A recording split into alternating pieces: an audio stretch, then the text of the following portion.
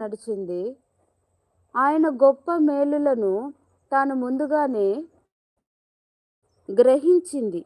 ఎలా గ్రహించి ఉండవచ్చు మరి? ఆసెనతుకు దేవుని మీద విశ్వాసం ఎలా కలిగి ఉండవచ్చునంటే, యోసేపు తాను ఖైదీగా ఉన్నప్పుడు ఫరో పిలిచి తనకు కలిగిన కలను కల భావమును చెప్పమన్నప్పుడు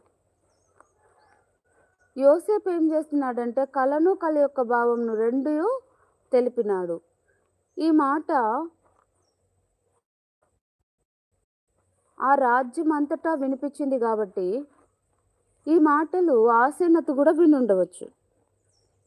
ఆసెనతు కూడా విని విశ్వాసం ఉంచి ఉండవచ్చు. ఆసెనతు కూడా విని ఆశ్చర్యపడి ఉండవచ్చు.